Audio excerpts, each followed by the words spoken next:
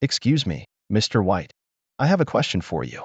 I've been learning English in school for 11 years now, but I still can't speak fluently like a native. It's quite frustrating. I would like to understand why. Well, Jesse, it's not entirely your fault. First of all, it depends on how you learn the school program. Do you actively participate and really pay attention to lessons?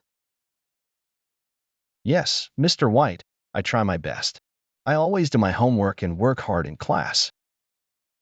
That's quite commendable, Jesse. I remember you as a dedicated student.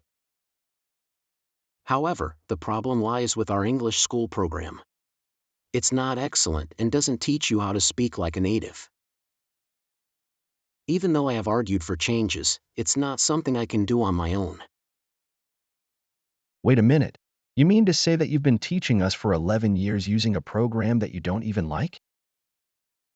Yes, Jesse. Unfortunately, I have no control over the program. It's a public school curriculum approved by the Department of Education. As much as I'd like to change it, it takes years of work and approvals, which is a slow process in our country. So, I had to adapt and teach according to the given program. Wow, that's kinda gross. I don't even know how to feel about this. Part of me wants to be furious, but the other part is surprised by your honesty. I appreciate your understanding, Jesse. It's important to be honest, even if the truth is not pleasant. But why didn't you like our school program? And why did you want to change it? Our school program primarily focuses on teaching you how to translate text from your native language into English, along with learning grammar rules. Unfortunately, this means that most of our time is spent on these aspects, without truly understanding the language itself, and that's where the problem lies. That's really interesting, Mr. White, because I've never really enjoyed translating or learning grammar rules. I understand your perspective, Jesse. However, grammar rules are crucial, but only if you have a strong foundation in basic words and expressions. Do you want to know why I dislike translating from one language to another? Yes, please tell me why. There are a couple of reasons. Firstly, it's mentally exhausting for our brain to continuously translate text, even for just an hour. A professional translator, fluent in 2 languages, burns up to 150 calories per hour. That's why students find English so challenging and end up dropping out. Secondly, when you try to convert words from one language to another, it doesn't really help you speak English fluently. In fact, it slows down your progress because you begin to subconsciously translate during conversations, which is not productive. This habit occurs because of constantly translating twice. That's why I think we should modify our program. Wow, I'm really listening to you, and I can actually agree. Whenever we have double translation exercises, I struggle at some point and feel the need for a break. Now I understand it's all about the strain on the brain. Absolutely, Jesse. Learning English should be an easy and enjoyable process. Considering that I haven't properly learned English until now, what would you suggest I do from this point onwards? Well, don't worry, Jesse. You're not starting from scratch. I'm guessing you already know at least 500 to 1,000 words. My recommendation for you is to start by listening to spoken English. You can watch English YouTube videos or TV series, whatever interests you. Just make sure it's at a beginner level. In the beginning, it might be difficult, and you may not understand half of it because native speakers talk fast. However, if you listen to their speech long enough, you'll start to recognize words and sentences. If you dedicate at least 6 months to listening from that point, you would be able to understand at least 90% of everything that you hear. While going through the listening process, you can also turn on subtitles for the video if it's really hard to understand the concept. You can also try to write some text from the video somewhere and try to read it. It's also good practice as well. But the main point is listening. All right. And how much time should I spend on this each day? Ideally, it should be part of your daily routine. It doesn't matter how much time you spend on it, from 30 minutes to the whole day. However, the more time you dedicate to something, the quicker you'll see results. I recommend you incorporate English into your day-to-day routine, such as changing your phone language to English.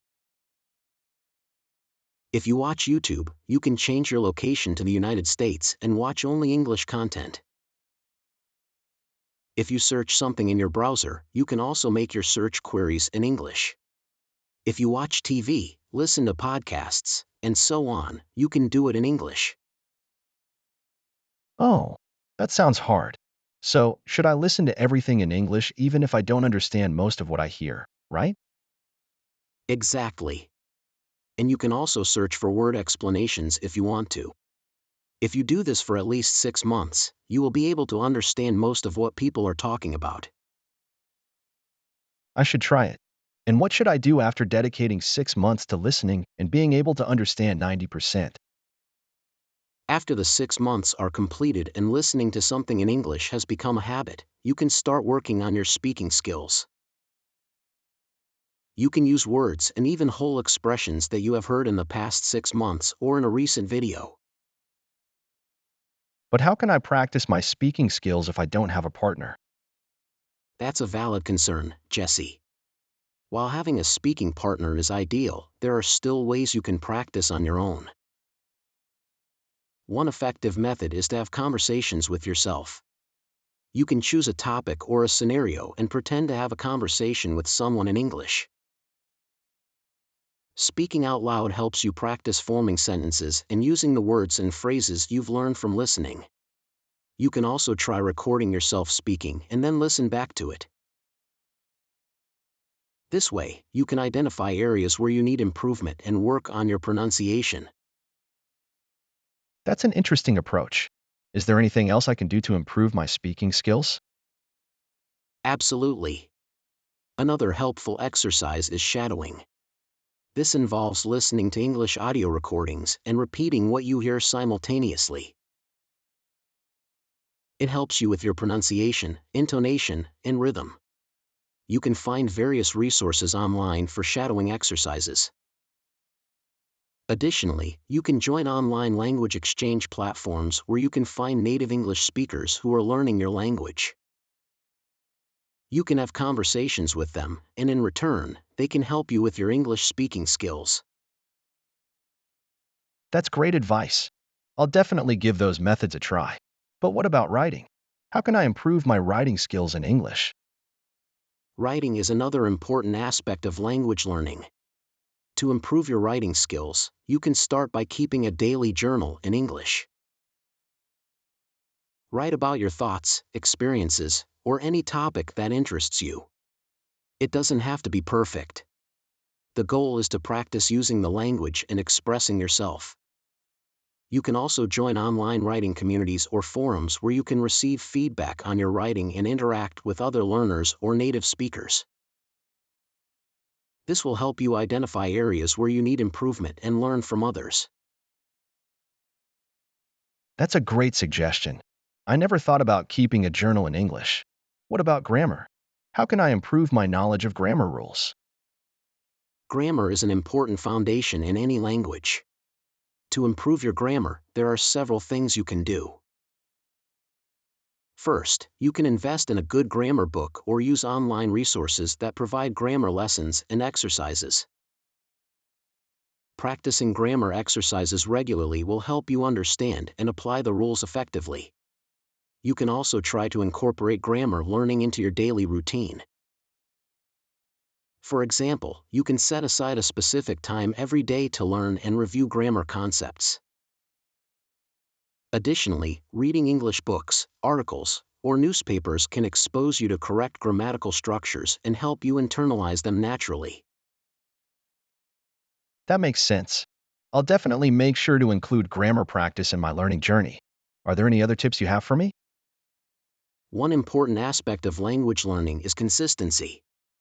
It's crucial to make English a part of your daily life and practice consistently. Set aside dedicated time each day for listening, speaking, writing, and grammar practice. Surround yourself with English as much as possible, whether it's by changing the language settings on your devices, consuming English media, or finding language exchange partners. Additionally, don't be afraid to make mistakes. Learning a language is a process, and it's normal to make errors along the way. Embrace them as learning opportunities and keep pushing forward. Thank you so much for all the advice and encouragement, Mr. White. I feel more motivated and confident now. I'm excited to incorporate these strategies into my daily routine and see my progress over time. You're welcome, Jesse. I'm glad I could help. Remember, learning a language takes time and dedication. But with consistent effort and the right approach, you'll definitely see improvement. Don't hesitate to reach out if you have any more questions or need further guidance.